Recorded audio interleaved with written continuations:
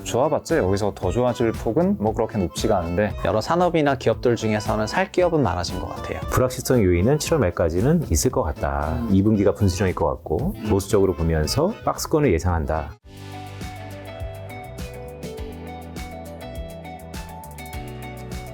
자, 이제 벌써 이제 4월도 다 갔잖아요. 이제 5월부터 12월 이제 주식시장 남았는데 지금 뭐 코스피는 어쨌든 뭐 분위기는 나쁘진 않은 것 같아요. 뭐 1월 초 대비해서 많이 올랐으니까요. 자, 대표님은 또 올해 남은 주식시장 전망 좀 어떻게 보시나요? 뭐 올해 이제 더 안 봐도 될 것 같은데 아, 오를 만큼 많이 올랐다 그런 의미인가요? 뭐 원래 시장 전망 안 하고 잘 모르긴 하는데 이제 할 만큼 하지 않았나. 지금 2000조를 찍었다가 지금 1970조까지 내려왔는데 뭐가 2,000조죠? 코스피 시총 아, 시죠. 네네. 사실 시총 1800조 뭐 요 정도만 되더라도 부담스럽거든요. 1600조 이렇게 가면 와 이건 할만하다 싶은데 1800조여도 부담스러운데 2000조를 찍었다가 내려왔고, 그럼 여기에서 주가가 더 오른다라고 했을 때 얼마까지 들어올릴 수 있을 거냐. 그럼 2200조? 더 부담스럽잖아요. 그러니까 주가가 올라갈 때마다 계속 이게 돼? 뭐 이런 시각은 계속 있을 거고, 지금 순이익 전망치가 120조 깨고 내려왔거든요. 그럼 여기에서 하반기에 반등은 하겠죠. 반등하고 뭐 어차피 하반기 되면 또 내년 전망할 거고, 내년 전망했을 때 아주 좋게 보자면은 반도체 턴어라운드 하고 그다음에 중국이 모든 걸 해결해 준다. 뭐 사실 저는 그렇게 보고 있긴 해요.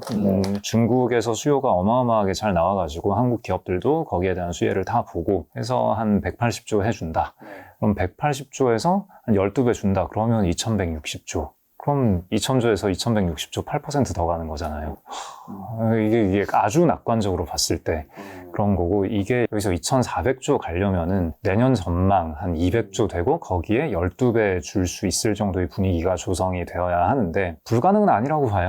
불가능은 아니지만 어쨌거나 가장 낙관적인 전망을 다 돌려봤을 때 이 정도다라는 거고, 그럼 아래쪽으로 봤을 때 이제 안 좋을 거 많이 남았잖아요. 이제 부채한도 협상 뭐 계속 얘기 나오고 있고, 저는 부채한도 협상이 그렇게 큰 문제는 아니라고 생각해요. 늘 있었던 일이고, 부채한도 협상에 뭐 공매도가 재개된다던가 아니면은 이 분위기에서 만약에 금리를 인하한다. 그러면은 우리가 기분이 안 좋을 때 금리를 인하해주면은 다시 유동성 바람이 부는 건가? 이러면서 사람들은 좋아하면서 주식을 살 거예요. 그렇지만 지금은 사람들이 기분이 다 좋았잖아요. 좋았던 상태에서 금리 인하 해주면은 그러면은 이건 경기가 안 좋다라는 거를 이제 연준이 인정한 거다. 이렇게 안 좋게 해석을 할 거란 말이에요. 그러니까 지금 위아래 제가 늘 말씀드리는 거 있잖아요. 딱 어떻게 될 거다가 아니라 좋으면 얼마나 좋을 수 있고 안 좋으면 얼마나 안 좋을 수 있는가. 그러니까 시나리오별로 전망을 해봤을 때 좋아봤자 여기서 더 좋아질 폭은 뭐 그렇게 높지가 않은데 안 좋게 보겠다라고 했을 때 안 좋게 볼 여지는 되게 많이 있단 말이에요.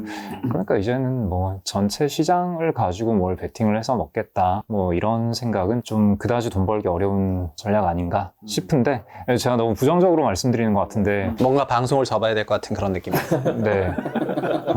근데 이게 뭐 굳이 시장 전망을 물어보니까 뭐 원래 답변 안 하는데 굳이 답변하자면 이렇다라는 거고요. 근데 살 주식이 많냐라고 하면 살 주식은 많거든요. 그런 게 또 되게 미묘하지만 되게 중요한 차이인 거죠. 살 주식은 많습니다. 어쨌든 금리 인하하면 사람들은 주식시장이 이제 오른다고 생각을 하는데 그게 꼭 그렇게 되는 게 아닐 수 있다. 지금 기분이 좋냐 안 좋냐가 중요한 거죠. 지금 기분 좋으세요? 저야 뭐 무난합니다. 네. 그러니까 제 기분은 별로 관련이 없고요.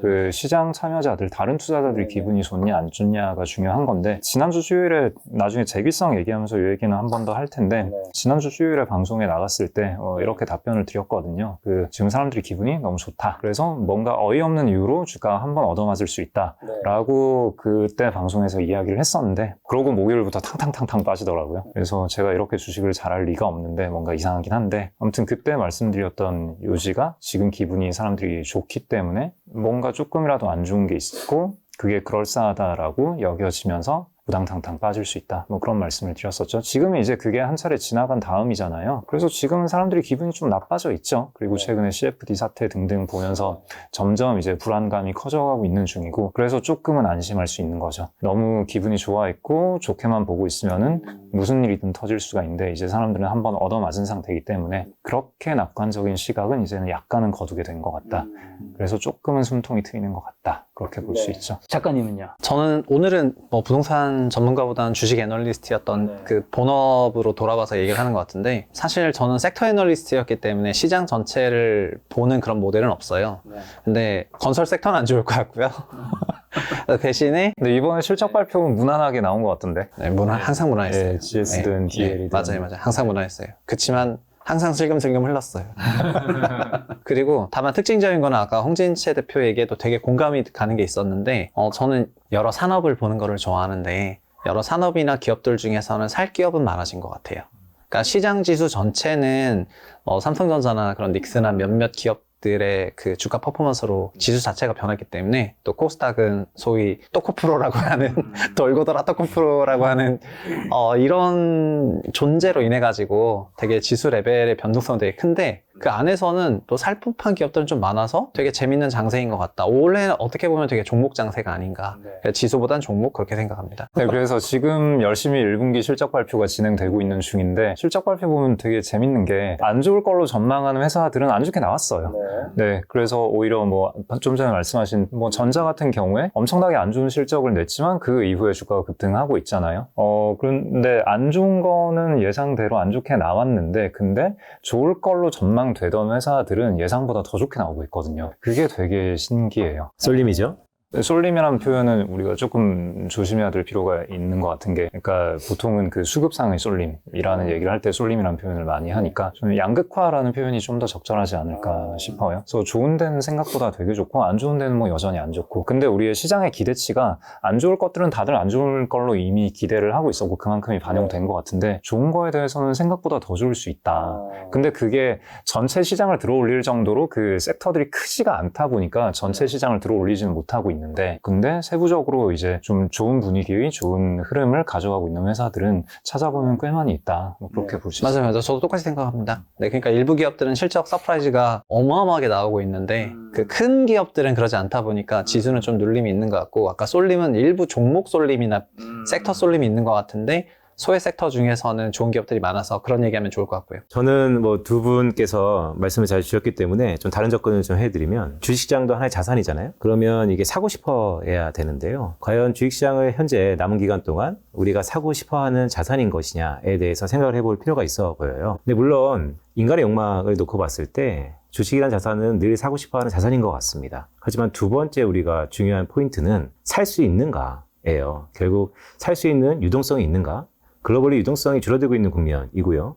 특히나 한국의 경제 주체별 개인들은 최근에 펀더멘털리를 보면 앞으로 살 수 있는 여력이 이 높은 금리 수준에서 과연 부담스럽지 않을까에 대한 생각이 있고요. 따라서 간단하게 몇 가지 용어로 말씀드리면 2분기가 분수령일 것 같고 보수적으로 보면서 박스권을 예상한다. 이 정도 주식시장의 앞으로의 향방을 좀 그리고 있습니다. 방금 전에 근데 대표님께서 양극화 얘기해 주셨는데, 그럼 어디가 지금 실적이 잘 되고 있고 어디가 좀 안 되고 있고 한가요? 중국과 관련된 회사들, 그런 쪽이 실적이 잘 나오고 있고요. 그리고 한국에서 화장품 회사들 중에서 지금 미국에 잘 팔고 있고 일본에 잘 팔고 있는 화장품 회사들, 그런 회사들 되게 잘 되고 있고, 그 다음에 사실 이런 건 뻔하긴 한데 뭐 이제 중국인 입국자 늘어나고 한국에서도 해외 여행 늘어나고 하니까 면세점이 이제 또 실적이 잘 나왔고 발표가 됐으니까 면세점 실적, 근데 여기는 이제 뭐 잘 나올 걸로 뻔히 알고 있었는데 뭐 잘 나온 걸로 발표가 됐고, 그 다음에 2차 전지 회사들이 발표를 했고 거기서 미국의 IRA 법안에서 이제 세금 감면 혜택 받은 거를 1분기 실적에 이미 반영을 해가지고 그걸로 또 실적이 좋게 나온 케이스들도 있고, 그 다음에 대형주로 보자면 또 그 자동차 섹터에서 완성차 업체들이 또 엄청 좋은 실적을 냈죠. 현대차 기아 말씀하신 거예요? 네. 실적이 약간 좋을 것 같은 분위기는 있었는데 엄청 잘 나왔고. 맞아요. 현대차가 이번에 처음으로 삼성전자보다 실적이 좋잖아요. 삼성전자가 이렇게 돼가지고 아니, 어쨌든 그건 뭐 맨시티가 리그 꼴등되니까 갑자기 뭐 아스날이 올라간 거랑 똑같은 거라서. 근데 현차가 조만간 토요타를 이긴다. 네, 그것도 약간 또 방금 비유랑 비슷한 게 토요타가 또 이렇게 되고 있어가지고. 근데 자동차 같은 경우에는 되게 좋은 게 코로나 때는 인센티브가 줄어드는 효과 더하기 차 가격이 올랐어요. 그 워낙에 공급이 안 되다 보니까 중고차 가격이 올라가고 그러면서 현대차의 차값도 올라가고 그런 효과가 있었는데, 그리고 현대차는 장기적으로 믹스 개선을 많이 하고 있었거든요. 그러니까 원래 세단 위주로 파는데 세단은 미국에서는 안 팔리는 차잖아요. 미국인들은 픽업 트럭이나 SUV 같은 걸 좋아하고. SUV 라인업이 부족하다라는 게 현대차의 고질적인 약점이었는데 그거를 아주 오랜 기간 계속 극복을 해와서 지금은 믹스 개선이 많이 됐고 그래서 지난 2, 3년간의 현대차의 실적 개선은 이렇게 ASP 상승과 믹스 개선을 통해서 이루어지고 있었는데 이제 이번 분기부터 나온 실적은 그냥 찐 판매량이 좋아서 나오는 그러니까 그냥 현대차가 좋은 차다라고 인정을 받은 첫 분기 약간 그런 느낌이 들거든요. GV80 쿠페 사고 싶습니다. GV80 쿠페 아직 안 나왔죠? 네, 나오면 사고 싶습니다. 네, 그거 꽤 디자인 좋을 것 같고 제네시스가 굉장히 좋은 차인데 아직은 그 브랜드를 인정받지 못하고 있기 때문에 판매량이 못 따라오는 그런 게 좀 있는데 타 보면은 굉장히 좋은 차라는 거는 그 타본 사람들은 대부분 인정을 하고 있고요. 물론 장단점이 좀 명확하게 갈리는 차이긴 한데 아무튼 전반적으로 봤을 때 굉장히 높은 평점을 줄 수 있는 차고 그거를 북미 시장에서도 인정을 받고 있는 중이고 그리고 전기차에 대한 대응도 보면은 전기차에 대해서 지금 기존 내연기관 차 중에서는 전기차의 대응을 가장 잘하고 있는 차이긴 하거든요. 전체 판매량으로 봤을 때 지금 전기차 판매량만 놓고 보면은 일단 당연히 테슬라가 잘 팔고 있고 비아디가 잘 팔고 있고 그 다음에 폭스바겐이 잘 팔고 있고 이런 식인데 폭스바겐은 중국 시장 비중이 되게 높은데 중국에서 로컬 전기차가 또 굉장히 많이 올라오고 있어가지고 폭스바겐에 되게 많이 위협이 되고 있고 근데 현대차는 그동안 중국에서 워낙에 많이 힘들었잖아요. 참고로 뭐 현대차 주식 좋습니다 사세요 이런 얘기 절대 아닙니다. 네, 그냥 이제 어떤 쪽이 분위기가 좋으냐라는 걸 여쭤보셔서 펀더멘탈한 얘기예요. 그래서 현대차는 중국에서 예전부터 엄청 얻어맞으면서 시장에서 철수를 하고 있었고 그래서 중국에서 전기차가 올라온다 한들 물론 현대차도 경쟁을 하긴 하겠지만 그 피해가 크지는 않고 전 세계 시장에서 봤을 때 현대차는 그 전 세계에 팔 수 있는 그런 전기차 모델을 굉장히 잘 쫓아가고 있거든요. 특히나 그 폭스바겐이 원래는 그 전기차 전용 플랫폼을 되게 빠르게 내놓으면서 전기차 전환에서 앞서 가고 있는 느낌을 받았는데 그 플랫폼에서 내놓은 차량들이 별로 성과가 좋지 않았고 현대차는 전기차 전용 플랫폼에서 내놓은 차들이 이제 꽤 좋은 호평을 받고 있거든요. 그래서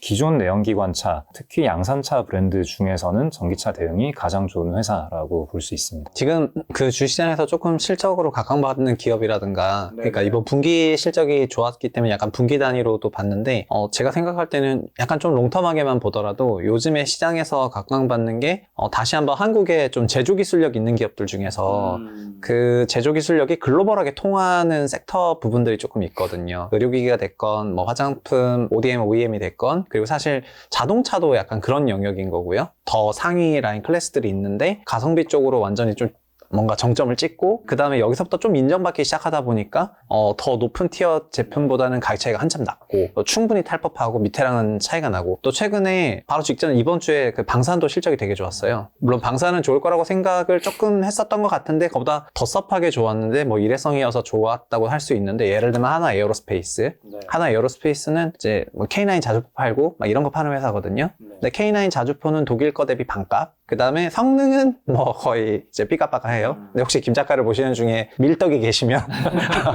밑에 뭐 성능 삐까빠까라니 막 이러면서 엄청 달릴 수가 있는데 이게 조금 조심스러운데 이런 게 우리나라 국산 그 무기들이 조금 팔리는 것도 약간 제조 기술 경쟁력이 엣지가 드러나기 시작하면서 롱텀리 지난 1년을 보면은 장기적으로 우상향을 했거든요. 그래서 이런 류의 기업들이 좀 많이 각광을 받는 것 같아요. 근데 여기서 현 시점에 방금 언급해 주신 이 잘 나가는 회사들이 공통점이 신뢰가 중요한 그러니까 단순히 당장에 눈에 보이는 품질, 당장에 눈에 보이는 가격뿐만 아니라 그 우리가 제품을 구매해서 사용할 때에는 좀 더 장기간에 걸쳐서 믿을 수 있는 제품이어야 하는 그런 제품들이 좀 있잖아요. 예를 들면 김 작가님이 레이저 제모 시술했잖아요. 저도 했어요. 근데 그 병원을 가면 우리나라 국내 병원 60%를 장악하고 있는 슈링크가 있는데 그 슈링크는 클래시스라는 회사에서 만들어요.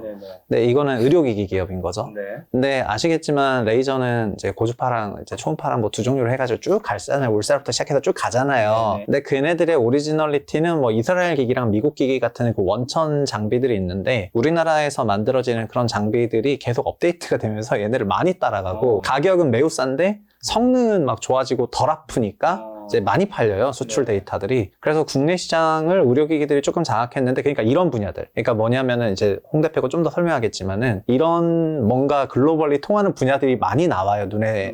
어떻게 보면은 약간 중간 단계를 조금 먹고 있는 것 같은 과거의 독일이 그 중간 단계를 조금 먹으면서 최종 제품에서는 해서 그런 느낌처럼 요새 제조 경쟁력이 돋보이는 기업들이 유난히 여러 실적들이 좋게 나오고 있는 게 지금 주시장 흐름인 것 같다. 그러니까 제조 경쟁력이라는 게 뭐 자동차로 치자면은 당장 지금 사서 썼을 때 눈에 보이는 디자인, 뭐 차의 마력, 뭐 주행 감성, 뭐 이런 게 딱 지금 차를 사서 오늘 타면은 느낄 수 있는 품질인 거잖아요. 근데 이 차를 6개월, 1년, 2년 타다 보면은 느껴지는 새로운 어떤 그 신뢰라는 키워드가 들어가는 품질이 또 있는 거잖아요. 처음에 주행 감성이 좋다가 6개월 지나니까 차가 삐그덕거리기 시작해. 혹은 장고장이 너무 많이 나 등등등등. 이런 식의 품질은 품질인데 당장 오늘은 눈에 안 보이지만 길게 써봤을 때 느낄 수 있는 품질. 그 품질을 일단은 신뢰라는 키워드로 뭐 정의를 한다고 했을 때 그런 신뢰가 중요한 그런 제조 기술을 보유한 국가라고 하면 여기에서 중국이 탈락되거든요. 네, 그러니까 그 지금 그 최상욱 작가님께서 언급해주신 이런 분야들이 중국이 당장 눈에 보이는 품질은 좋게 만들고 싸게 만들지만 그렇다고 중국산은 쓸 수 없는 그런 영역의 제품들을 사야 할 때 한국산을 쓰게 되거든요. 지금 현 시점에서 소비의 키워드는 그게 정부 지출이 됐건 개인의 소비 지출이 됐건 기업의 지출이 됐건 지금 소비 트렌드에서 가장 중요한 거는 모두가 돈이 없다. 라고 저는 생각을 해요. 정부도 돈이 없고 기업도 돈이 없고 개인도 돈이 없어요. 그런 상황에서 그래도 뭔가 퀄리티는 유지를 해야 되는데 우리의 퀄리티를 어떻게든 그 하방을 지키면서 가장 좋은 퀄리티를 유지하되 돈은 적게 써야 되는데 그러자면은 일본이나 독일의 그런 비싼 제품들을 막 사다 쓸 수는 없거든요. 그러면은 여기에서 눈에 띄는 대안이 한국산 제품이 된단 말이에요. 그래서 한국이 그동안 갈고 닦아온 그 엔지니어들과 디자이너들이 피땀 눈물을 흘려가면서 갈아 넣어놓은 그 제조 기술이 이제 되게 많이 부각받는 그런 시기가 된 거 아닌가. 홍 대표 말한 거는 이제 그쵸, 신뢰성 공학이라고 하고 그리고 제품의 고장을 다루는 게 고장 역학이라고 하는데 우리가 PT 할 때랑 똑같거든요. 예를 들면 우리 몸이 언제 고장나냐면은 뭐 200kg을 들 수 없는데 200kg을 들었을 때 한 방에 고장이 나는데 또 언제 고장이 나냐면은 2kg을 들 수가 있는데 이거를 10,000번 하면 고장이 난단 말이죠. 그러니까 반복적으로 하면은. 그래서 고장은 이제 소위 초기 단계의 고장률이 중요하고 이 신뢰성 구간의 끝에 고장이 빈도를 일어나게 하는 그런 공학 기술이 있어요. 몇 년 수명. 그러니까 이거는 몇 번 쓰면은 한 5년, 몇 번 쓰면은 15년. 약간 이런 그 자동차 같은 그런 수명에서 고장 역학을 관리를 하거든요. 근데 이런 장수명 제품들의 우리나라 경쟁력이 드러나는 거죠. 그러니까 여기서부터 어마어마한 가성비 경쟁력. 그래서 여기가 되게 좋아 보이는 분야 중에 하나랄까. 그러니까 1990년대쯤에 한국산 제품이 글로벌 점유율을 올려갈 때 그래도 아직은 우리가 따라갈 수 없어라고 불리던 그 일본산, 독일산 제품들 그런 영역을 이제 한국이 먹어가고 있는 거죠. 네. 그런 영역이 아까 자동차도 그렇고요. 지금 자동차, 그다음 의료기기, 그리고 방산도 여기에 해당이 되고요. 사실은 2차 전지도 똑같은데 2차 전지도 똑같아요. 그리고 엄밀히 말하면 반도체도 똑같아요. 반도체도 사실은 그 가장 이제 최첨단 제조기술 경쟁력이 있었고 이런 게 많이 작용이 된 건데 뭐 완전 똑같다 그런 건 아니지만 장수명 제품들에서 이런 제품 경쟁력이 드러나는 게 요즘에 그래서 되게 트렌드라고 생각하는 거죠. 제조기술 얘기를 조금 더 해보자면은 사실 전 세계에서 봤을 때 제조기술이라는 걸 가지고 있는 나라가 사실 얼마 없거든요.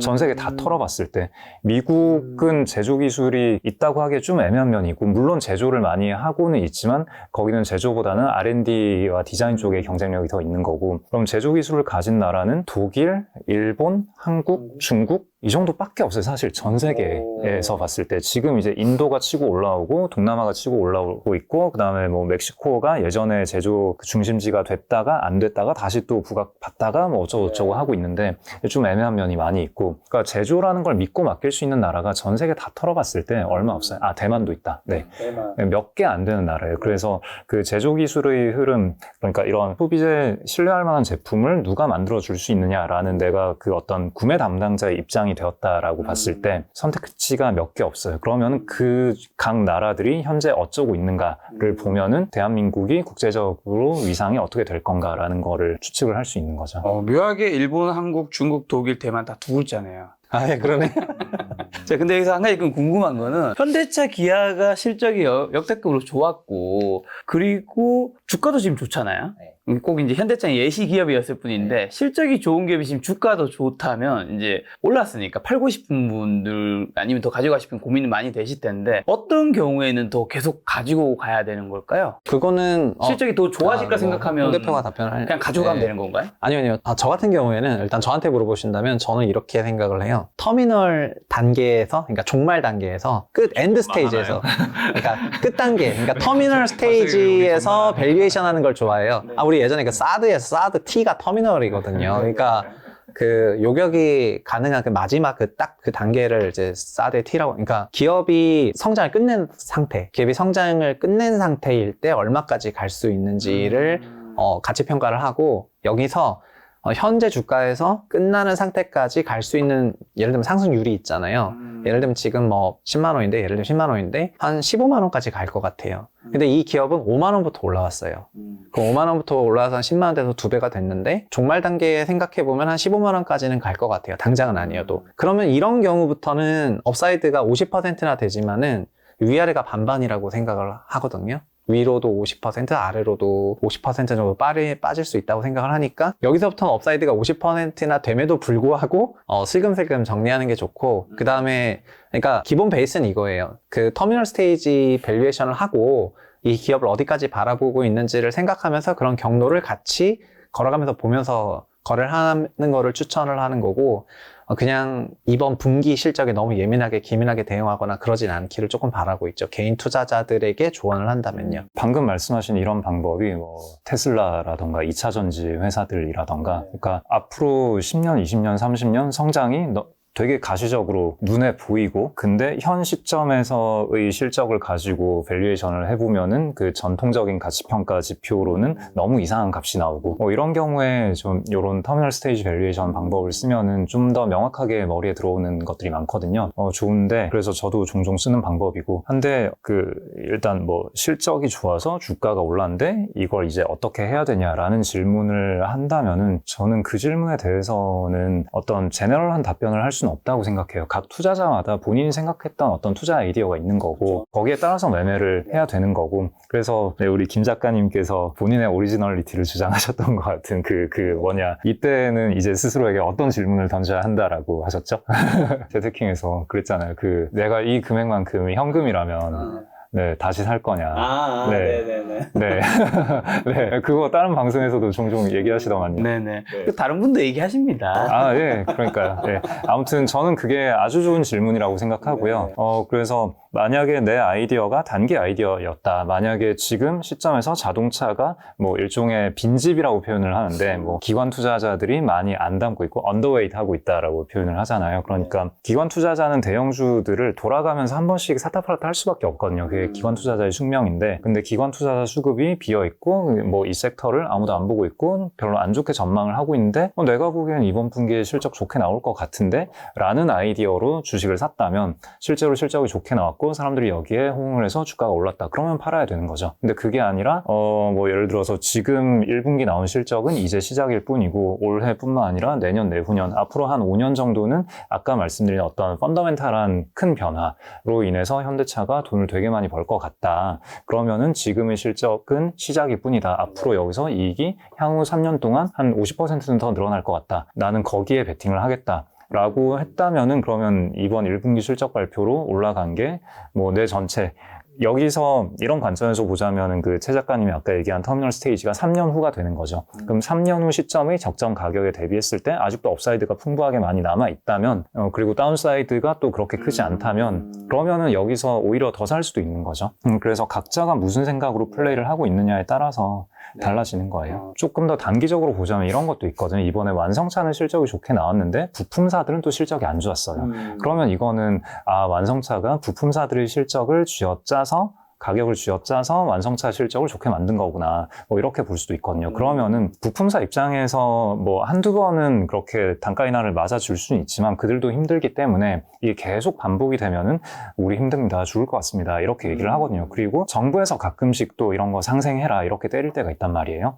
그러니까 부품사를 쥐어짠 게 맞다면 그거는 오래 갈 수 없는 거기 때문에 그러면 이 실적은 또 뒤집히게 마련이고 그러면 부품사 실적을 좋게 만들면서 완성차 실적이 또 안 좋아질 수 있거든요. 그러니까 여기에 대해서 뭐 어떤 본인만의 아이디어가 있다면 뭐 다음 3분기부터는 이제 부품사 실적 좋아지고 완성차 이익이 줄어들 것 같다. 뭐 이렇게 생각을 하시고 여기에 베팅을 하겠다라고 한다면은 1, 2분기 중에 또 주식은 팔아야 되는 거죠. 그러니까 기본적으로는 가치평가는 거의 필수라고 생각을 해요. 그러니까 집에서 차를 타고 밖을 나왔는데 어디까지 가지도 못한 채 운전할 수는 없기 때문에 내가 이 기업과 이 기업이 파는 제품과 이런 여러 가지 시장 성장성을 보니까 또 그 기업의 제품마다 또 그 사이클이 존재하잖아요. 그래서 그게 이런 한 사이클 갔을 때 어디까지 간다는 어느 정도의 그 계략적인 그런 느슨한 목표라도 있어야 되거든요. 근데 그런 게 없이 그냥 일단 샀다가 보통 9시부터 9시 30분 사이에 그 전문가들의 영역 속에서 8시 58분에 회사 사장실에 들어간 다음에 그 양변기 문을 잠그고 어플을 킨 다음에 그 30분간 진정 프로들 마켓에서 대응을 하고 완전 넋이 나간 채로 그 화장실을 나오면은 이제 뒤 보기 힘들었니? 뭐 이렇게 물어볼 수도 없는데 사실은 걔는 이제 털린 거죠. 근데 그렇게 막 이렇게 하기보다는 좀 더 긴 스케일에서 그렇게 생각하는 게 좋고 평가가 필수다. 그래서 뭐 내가 어떤 게임을 하고 있느냐, 내가 누구와 싸우는 게임을 하느냐 이거를 먼저 파악하는 게 필수다라고 생각을 합니다. 자, 그럼 이제 빈센트 위원님한테는 2023년 그러면 좀 주식 매수 타이밍 알려주는 경제 지표라든가 이런 게 있는지, 그다음에 리스크는 또 거시 쪽 보시니까요. 아, 참 주식은 타이밍의 예술인데요. 타이밍을 알기가 참 힘들죠. 네, 그거는 참 저도 알고 싶습니다. 알긴 좀 힘든데, 근데 이제 가깝게는 리스크가 하나 있는 것 같고, 또한 멀게 보면 이런 지표가 좀 중요해 보인다라는 것을 말씀드릴 수 있을 것 같아요. 왜냐 아까 홍지시 대표가 얘기를 주셨지만 미국의 부채 한도 협상이 늘상 있는 이벤트이긴 합니다. 이번에는 엑스데이트라 그래서 미국의 부채 한도의 듀데이트가 7월 말로 최근에 다시 업데이트가 좀 됐는데 꺼진 불도 다시 보자라는 얘기를 계속 하고 있어요. 왜냐하면 이전과 지금이 다른 상황들이 꽤 있기 때문에 그래서 2011년도랑 보통 비교를 많이 하는데 그때랑 지금이랑 비슷한 부분도 대부분 있지만 일단 연준의 스탠스 자체, 시장 유동성 자체가 좀 다르다는 게 이번에 혹시 모를 가능성이 불거진다면 대비를 충분히 해볼 필요가 있다라는 측면에서 부채 한도 협상이 근시안적인 리스크다라고 할 수 있겠고요. 곱게 보면 당시 미국의 S&P 500의 하락폭 보다도 국내 한국의 하락폭이 훨씬 더 컸기 때문에 특히 우리 국내 투자자 입장에서는 좀 주목할 이벤트다라는 말씀을 드리고 있고 그 당시에 그것도 있지 않았어요? 그 미국의 신용등급 강등. 그렇죠. 그러니까 2011년 7월 말에 사실 이제 그때를 복귀해 보면 부채 한도 협상은 잘 됐는데 시기를 좀 놓치는 바람에 8월 5일 날 신용등급을 초유의 사태로 강등시켜 버렸어요. 그러니까 주식시장에서 오랜 격언인 것이죠. 학습효과가 있기 전에는 밑을 알 수 없다라는 것처럼 당시 S&P 500이 7월달 한 달 기준으로 마이너스 3.5%, 그 뒤로 한 6개월 동안 한 17%까지 빠지거든요. 근데 한국의 코스피는 더 많이 빠져요. 그래서 이번에도 꼭 그렇게 일어난다는 건 아니지만 그때랑 지금이랑 더 우호적인 환경이냐에 놓고 봤을 때는 뭐 내년도 대선도 있으니까 여러 가지 복합적인 걸 감안해 봤을 때 불확실성 요인은 7월 말까지는 있을 것 같다. 자, 그렇다면 2분기에 분수령을 지을 수 있는 여러 가지 이벤트들이 혼재돼 있죠. 연준의 스탠스도 그렇고 향후 이제 헤드라인 CPI와 뭐 핵심 CPI의 미스매치도 이뤄질 것 같고요. 그런 불확실성 속에서 이런 부채 한도 협상이 우리가 셈할 수 없는 이벤트이기 때문에 근시안적으로는 리스크다라는 말씀을 드리고 매크로 측면에서는 그럼 우리나라 코스피 인덱스 기준으로 어떻게 상관관계가 가장 높은 게 무엇이 있느냐라고 보면 사실 일평균 수출이에요. 한국의 수출이 글로벌 밸류체인 상에서 상당히 선행 지표이기 때문에 한국의 수출 턴어라운드가 언제 될 것이냐, 이게 왜 중요하냐면 지금 대부분 기업 실적들을 얘기하고 있는데 우리 달러 환율이 엄청 약세거든요. 원화가 약세라는 것은 뭐 시차는 존재하겠지만 가격적인 메리트는 분명히 있습니다. 과거에 비해서 한국의 밸류체인상의 위상 자체가 바뀌었다 하더라도 실제 시차는 있을지언정 플러스 요인이긴 하거든요.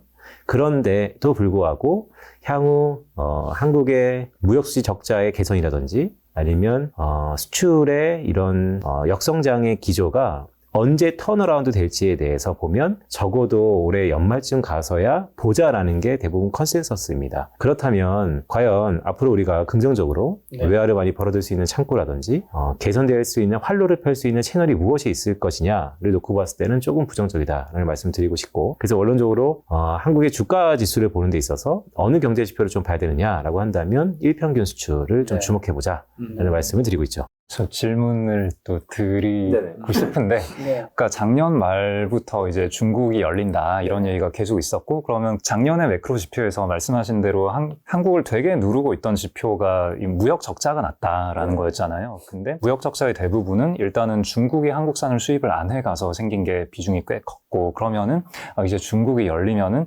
한국도 수출 수지 개선되면서 무역 흑자로 다시 돌아설 수 있는 거 아닐까라는 기대감이 어느 정도 있었다가 지금 올해 들어서서 중국은 이제 리오프닝이 됐는데 1월, 2월, 3월 나오는 4월도 이제 숫자가 어느 정도 나왔죠. 숫자들을 보면은 한국의 수출은 전혀 개선이 되지 않고 있잖아요. 그래서 중국이 오픈돼도 한국에는 영향이 없구나. 중국은 이제 한국을 완전히 버렸구나 라고 생각을 하시는 분들이 많은 것 같은데 여기에 대해서도 좀 코멘트를 해주시면 좋을 것 같아요. 네, 일단 오늘 뭐 차트를 안 갖고 왔는데 중국의 수출하고 한국의 수출하고 동시다발적으로 그려보면요.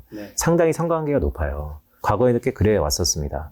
근데 공교롭게 중국이 문호를 개방함에도 불구하고 한국의 대외적인 지표들이 개선이 안 보이고 있는 거죠. 근데 저는 거기다 어떤 이제 원인을 찾냐면 결국 외환시장이 답이 있지 않을까라고 봅니다. 현재 외환시장의 원화만 유독 약세였던 여러 가지 이유는 지금 미국이 주창하는 이 IRA, 즉 리쇼어링에서 이런 중국과의 밸류체인의 한국과 중국의 연결고리가 상당 부분 이전과 똑같지는 않을 것이다라는 게 대부분 컨센서스로 자리 잡는 것 같습니다. 이전과 똑같지 않는다는 게 부정적이다, 긍정적이다를 논하기 전에 중국의 개선이 예전에 비해서 한국의 베타, 즉 한국의 탄력성에는 크지 않을 개연성이 높다라고 본다면 중국이 오롯이 회복할 거냐도 불확실하지만 그 불확실성을 감안해서 중국이 개선한다 해서 한국이 수출이 턴어라운드 될 것이냐를 논하기에는 과거하고는 좀 더 부정적으로 볼 필요가 있다라는 생각을 갖고 있습니다. 그게 한한령 때문인 거잖아요. 한한령도 그렇고 최근에 미국이 주장하는 미국의 우방국들한테 물건을 팔려면 중국에 거치던 아니면 중국을 향유하던 중국에서 나오던 것을 배제하자라는 것이 꽤 여파가 있어 보인다. 그런데 이제 그런 시각에서 또 제가 듣기로는 중국이 우리한테 사가는 게 또 중간재이기 때문에 결국에는 반도체 같은 것도 중간재적인 성격으로 본다면 좀 좋아질 거라고 기대하는 쪽이 있는데 그 근거로 보는 게 MLCC 같은 거더라고요. 그래서 홍신채 대표한테 좀 물어보고 싶은 게 이번 삼성전기 1분기도 서프가 나왔어요. 좀 잘 나왔어요. 근데 뭐 앞으로는 어떤지 잘 모르겠지만 그러니까 이런 MLCC 같은 게 되게 전자제품의 중간 제품에 해당하고 그래서 중국과의 연계성이 좋아질 수 있다는 그런 근거로 보는 이런 시각이 좀 맞는 건지 아니면 홍프로는 어떻게 생각하는 건지. 그러니까 한국의 중간재가 꽤 중요한 위치를 차지하고 있으니까 중국이 살아날 때 계속 이거를 써야 하지 않겠냐. 그렇죠, 그렇죠. 근데 전자 부품 쪽이 좀 대표적으로 중국에 의해서 거의 완전히 대체가 될 수 있는 그런 쪽이라서 물론 그 고부가치용 MLCC 이런 쪽은 좀 대체가 어렵기는 한데 근데 어차피 MLCC만 가지고 한국이 먹고 살 건 아니기 때문에 이미 뭐 LCD는 완전히 대체됐고 OLED도 대체가 되어가는 중이고 그 이외에 아주 수많은 부품들 대체가 될 거고 특히나 그 대만에서 그런 걸 많이 생산을 하고 있는데 대만에서는 한국보다 더 부가가치 높은 제품들을 많이 만들고 있고 중국과 대만의 관계가 좋아지고 있어. 이건 또 어찌 될지 모르는 일이긴 하지만 일단은 한 6개월 전보다는 지금 좀 좋아진 것 같아요. 이게 약간 뭐 몇 가지 지표가 있는데 아무튼 중국과 대만의 협력이 강화될수록 중국 입장에서는 한국산 제품을 써야 할 이유가 별로 없어지는데 근데 꼭 그렇게만 가진 않을 것 같은 게 어쨌거나 IRA 법안도 보면은 약간 요건 조금 긴 얘기가 될 수 있는데 일단은 민주당과 공화당 중에서 어느 당이 중국에 좀 더 가혹하게 굴까? 요거 저희 예전에는 저희끼리는 얘기 우리끼리 얘기를 많이 했는데 답은 민주당이잖아요. 네, 민주당이 더 가혹하게 구는데 그래서 IRA 법안이 처음에 얘기가 나왔을 때 아직 중간선거 전이었거든요. 근데 중간선거가 끝나고 하원을 공화당이 장악을 하고 그때부터 IRA에 대한 그 톤이 약간 약해졌고 그 다음에 최근에 그 세부안이 나왔잖아요. 그 세부안에서 이거를 중국 기업들이 뚫고 갈 수 있는 여지가 되게 많아졌거든요. 그리고 그 반도체를 중국에 수출하지 말라라고 했던 것도 약간 그 구멍들이 좀 많이 생겼어요. 그러면서 엔비디아의 최신 칩셋 H100은 못 팔지만 이거에서 조금 다운그레이드 된 칩은 중국에 여전히 팔 수 있고 한국도 마찬가지로 그런 식으로 약간 다운그레이드 된 버전의 반도체들은 중국에 슥슥슥 팔 수 있긴 하거든요. 그렇기 때문에 얼마 전에도 미국에서 그래서 야 한국아 반도체 중국에 좀 그만 팔아라 라는 얘기를 굳이 했던 거고요. 그러니까 우리가 작년 한 8, 9월 이때쯤에 봤던 그 미중 대립의 강도와 현 시점에서 실제로 있을 수 있는 미중 대립의 강도는 약간은 약해지는 쪽으로 가지 않을까라고 기대할 여지가 없진 않다. 그래도 표면적으로는 계속 으르렁거리긴 할 거예요. 네, 그렇지만 실제로는 물밑에서는 협력은 서로 좀 많이 하지 않을까, 이런 기대도 아주 헛된 기대는 아니지 않을까, 그런 희망사항을 좀 품고 있습니다. 그럼 이런 말을 듣고 빈센트는 어떻게 뭐 전망을 할? 요거는 되게 의미 있는 거예요. 왜냐하면 미중 간의 갈등 정도가 작년에 비해서 올해가 어떻게 될 거냐, 아니면 올해에 비해서 내년이 어떻게 될 거냐를 놓고 봤을 때 단기적인 시각의 모멘텀이라든지 그런 전략은 홍 대표님의 전략이 훨씬 더 우월할 거라고 봅니다. 근데 제가 봤을 때는 결국 이런 면으로 하는 거죠. 매크로는 큰 시계니까요. 미중 간의 대땅트가 깨진 이후에 과연 올해가 좋다고 해서 6개월이 좋다고 해서 앞으로의 6개월과 앞으로의 1년이 더 좋아질 거냐 안 좋아질 거냐를 놓고 봤을 때는 저는 좀 부정적이에요. 그런 의미에서 봐서 주식 투자라는 것을 정말로 한 1년의 시계를 놓고 되게 첨예하게, 전략이 아니고 전술인 것이죠. 이런 부분은 저보다 훨씬 더 전문가이기 때문에 그런 부분에 대해서는 그럴 수도 있겠다. 에 대한 상당히 공감이 가고, 하지만 제가 만약에 투자를 한다면 저는 2, 3년 아니 3, 5년 투자를 좀 더 즐겨하는 편이기 때문에 이런 가까운 것에 대한 시장의 대처 능력이 그렇게 뛰어나진 않아요. 그래서 미중 간의 불협화음이 있었고 과거와 똑같이 회복할 가능성이 적다라는 것에 베팅을 한다면 이미 디스카운트 받았던 것에 대해서는 다른 것에 좀 더 집중하지 않을까라는 생각을 좀 갖고는 있습니다. 저희 얘기가 약간 미중 분쟁 쪽으로 흘러왔으니까 그 얘기도 해보는 게 재밌을 것 같아요. 최근에 이게 민감한 주제면 그냥 통편집을 하셔도 될 것 같은데, 지난주 목요일부터 해서 좀 대만 관계에 대해서 좀 센 발언을 했고, 저 높으신 쪽에서, 그래서 중국에서도 예끼놈 하면서 좀 얘기를 했고, 그러면서 주가가 많이 빠졌고, 그리고 어제 오늘 들어서 이제 한미 정상회담에서 또 우리 대통령께서 미국 의회 연설하는 장면도 나왔고, 이제 여러 가지, 그래서 어떤 협상이 될 것이냐가 이제 앞으로 좀 드러날 거잖아요. 그러면 일단 첫 번째, 중국에 대해서 이렇게 강경한 발언이 굳이 있었던 이유는 무엇일까? 그리고 이번에 한미 회담에서 좀 과연 좋은 걸 잘 얻어낼 수 있을 건가? 이런 얘기 혹시 할 수 있을까요? 저는 미중 간의 관계를 좀 이렇게 보는데요. 한국의 외교가 이제 민감합니다. 한국의 외교가 선택을 강요당한 지는 한 2, 3년 됐어요. 트럼프 대통령 이후에 우리의 중간에, 그러니까 안보는 미국의, 경제는 중국의, 이 꽃놀이패의 포지션을 과연 어디까지 들고 갈 수 있을 것인가. 어떠한 정치 집단도 그것을 섣불리 선택하기에는 참 힘든 국면이 있는 건 사실이에요. 그런데 어떤 포지션을 정해야지 피드백이 있는 겁니다. 저는 뭐 여야를 떠나서 지금의 어쨌든 정부는 선택을 하기 시작했다는 게 좀 더 중요한 포인트가 아닐까? 선택을 하면 피드백이 있을 거고, 그 피드백이 나와야지 우리가 대응과 대처가 가능하기 때문에 저는 뭐 약간 긍정적으로 보긴 해요. 어떠한 선택을 했다라는 걸. 물론 선택이라는 건 잃어버린 것의 기회비용이 상당합니다. 그게 특히 투자 쪽에서는 상당할 수도 있겠죠. 하지만 그전처럼 지지부진하게 우리가 실리 외교라는 것을 표방해서 아무것도 선택하지 않고 그냥 지루한 시간을 보내기에는 상당히 위험한 구간이다라는 것에 좀 더 기회비용이 있지 않을까라는 생각을 합니다. 저는 그런 의미에서 미중 간의 관계가 우리가 선택을 했기 때문에 대만 문제도 거기에 한 부분이고요. 상당히 좀 격화될 수 있는 부분도 있지 않을까라는 우려 섞인 부분이 있는 것도 사실입니다. 그럼 여기서 이 질문을 해야만 할 것 같은데, 그래서 전쟁 나나요? 아, 전쟁이요? 전쟁은 형태가 좀 다양하죠. 총칼에 드는 전쟁의 형태가 좀 다양한데 이미 안 보이는 전쟁이 시작됐다라고 보고 있고요. 근데 여기서 뭐 지정학적, 우리가 러시아 우크라이나 전쟁 같은 것이 대만 해협에서 이루어진다고 생각하기 좀 어렵죠. 하지만 이전보다는 가능성이 높다라는 것에 충분히 베팅을 하고 있는 것 같습니다. 총칼을 드는 전쟁이냐 아니냐가 저는 좀 중요하다고 생각해서, 예, 그 물밑에서의 뭐 무역전쟁이라던가 뭐 환율을 가지고 아니면 금리를 가지고 괴롭힌다던가 뭐 이런 거는 계속 있어 왔던 건데, 실제로 총을 뽑아 드느냐 아니냐는 좀 아예 새로운 국면인 거잖아요. 그래서 우크라이나 전쟁이 그래서 중요했던 거고, 그럼 대만 해협에서 진짜로 미사일을 쏠 거냐, 그 가능성은 그래도 예전보다는 좀 점증됐다, 늘어났다라고 보시나요? 그거는 제가 이 말씀 드릴게요. 사실 제가 러시아 우크라이나 전쟁을 맞췄다고 하면 맞춘 사람입니다. 맞췄죠. 네. 그 넥스트 스테이지에서 네. 정확히 썼잖아요. 네. 네. 그게 러시아 거의 우크라이나 가능성 전쟁이 없다고. 발발한다라고 네. 썼었어요. 왜냐하면 그게 단초가 있어요. 카자흐스탄의 이슈가 더 컸습니다. 그러니까 뭔가 크게 이뤄지기 전에 한 달 전쯤, 한두 달 전에는 엄청난 이벤트들이 발생해요. 그래서 저는 모든 것들을 열어놓고 지금의 대만 해협을 보고 있지만 아직까지는 뭐 현실 가능성은 낮죠. 하지만 러시아 우크라이나 전쟁이 발발하기 전에 카자흐스탄에서 러시아 민방위대가 들어가면서 나타나는 그런 신호가 나타난다면 그때는 충분히 가능성도 있다라는 의미에서 이제는 앞으로 우리가 펼쳐지는 미래는 가능성이 모든 걸 다 열어두고 봐야 된다는 측면에서 저는 언제든 가능성이 있다라고 보고는 있습니다. 우리가 볼 수 있는 뉴스 중에 좀 유력한 거 하나는 미국의 항공모함이 저 대만 해협 쪽에 쓱 한번 진입한다.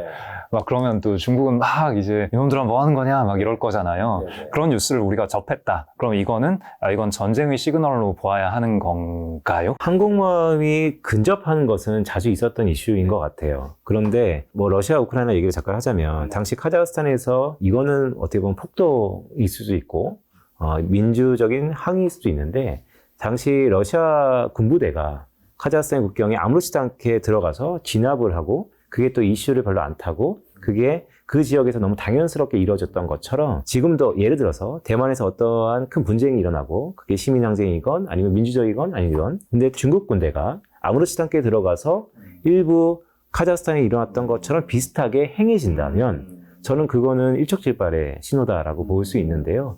근데 그게 아니고 명분 없이 모든 거 다 네, 명분이니까요. 맞아요. 명분이 네. 없으면은 네. 충돌이 없어요. 네, 명분 없이 미국이 할 가능성이 좀 적어 보이고요. 네, 그래서 대만 해협에 왔다 갔다 하는 것 같고 사실 이런 식의 얘기도 있어요. 실제 우리가 아는 것보다 더 많이 자주 출몰할 수도 있습니다. 네, 그게 더 포인트인 걸 수도 있고요. 출몰이라면 뭐가 출몰하는 뭐 항공모함도 그렇고 잠수함도 그렇고 우리에게 알려지지 않게 수시로 왔다 갔다 하고 있을 수도 있어요. 뭐 공교롭게 제가 해병대 나왔는데 저기 연평해전 해병대를 나왔어요? 네, 저 해병대 나왔는데요. 연평해전 때 언론에서 알려진 것보다 당시에는 되게 심각했었습니다. 네, 그런 것처럼 약간 이제 뉴스도 네, 우리도 네. 뭐 다 5분 대기 하고 군장 다 메고 있고 이제 출격 직전이었으니까 뭐 심각했죠. 그렇죠. 네, 그래서 뭐 체감은 좀 다릅니다. 네.